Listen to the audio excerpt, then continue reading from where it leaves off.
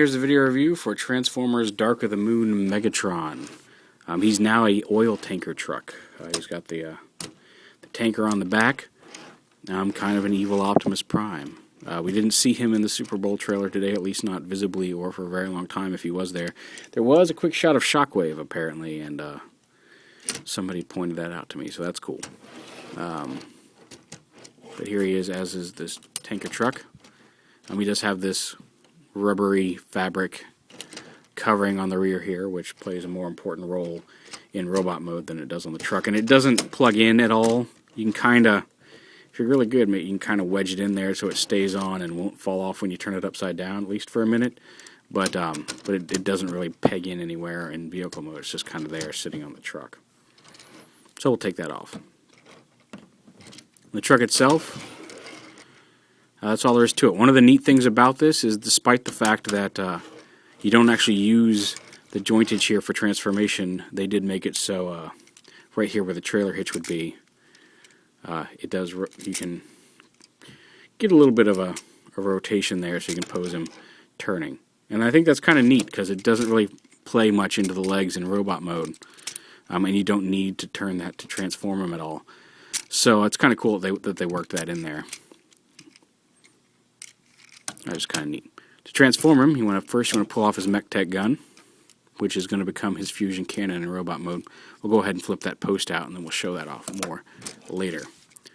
And you come down here, and you want to flip out these panels from the side of the truck down onto the legs, or what's going to be the legs. I'll pull the legs apart like this, and then angle them. There, grab them up here, and you see they kind of pull down and out. Then flip that crotch panel up and around. The feet, lift this panel up and out. Flip the foot out. Bring this whole piece down and forward like that. And then this piece should, if you've done that right, this little tab is going to slide right in here into the back of, or what was the back of the tanker. It plugs in like that. There we go. You have to make sure everything's pushed up properly. Make sure this is pulled all the way down and pushed all the way up into that until it clicks. And then fold this up at the joint. Make sure that's pushed all the way up, and these should just match right up for that tab.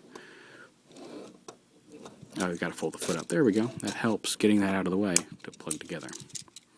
And then down here at the, you want to rotate the feet around there at the knee.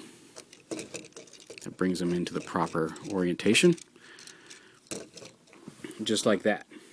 Then this whole upper body, you want to lift the hands up, or what's going to be the arms up like this. Let's see if we can lift that up just a little bit. Up like that.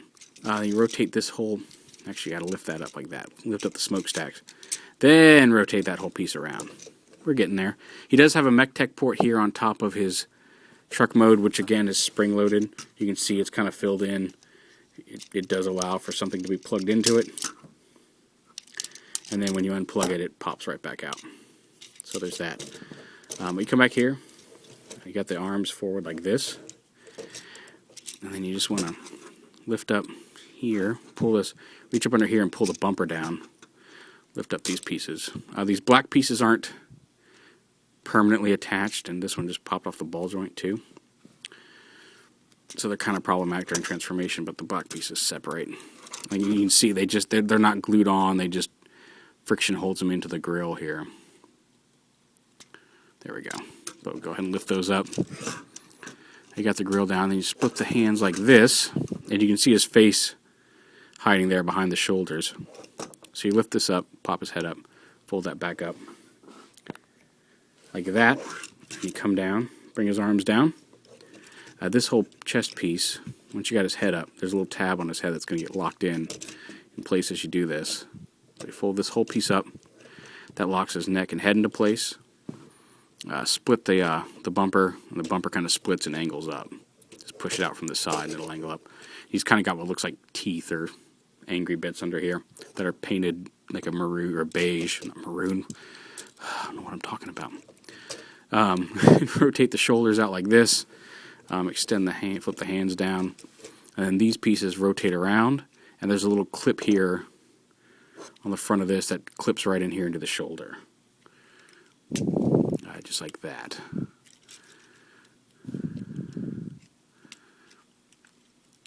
And there is Megatron, mostly in robot mode.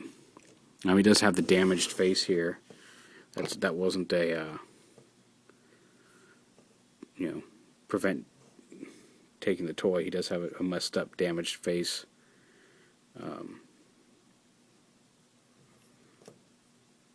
So that's kind of cool.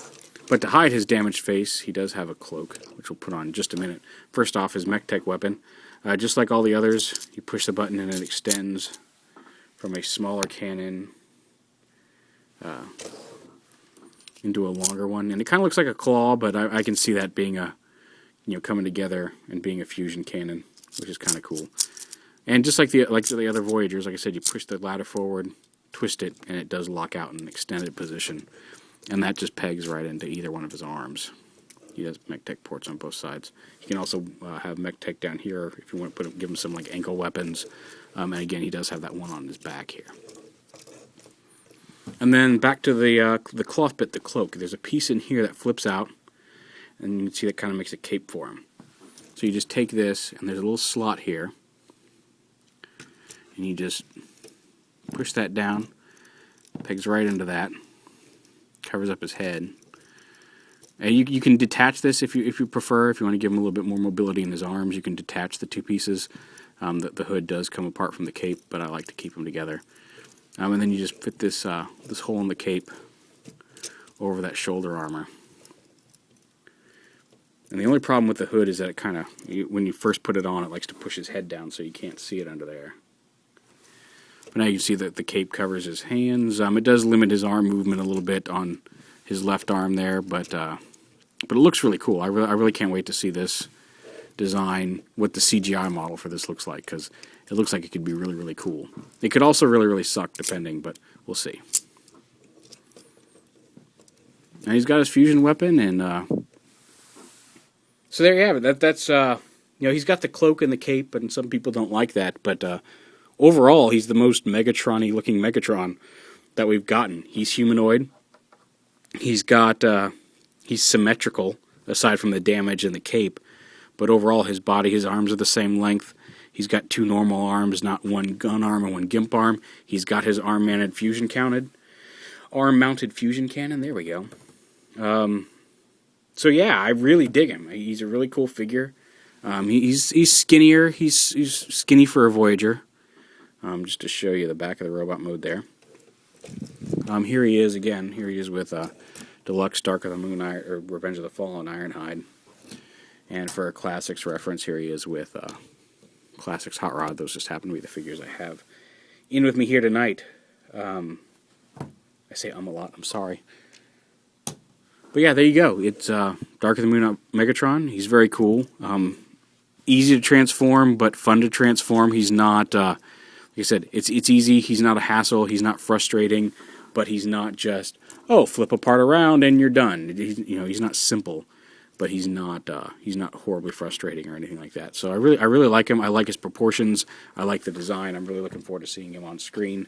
And I know people complain about the lack of paint apps, but he really looks good in person. He's a really nice figure. So there you have it, Dark of the Moon.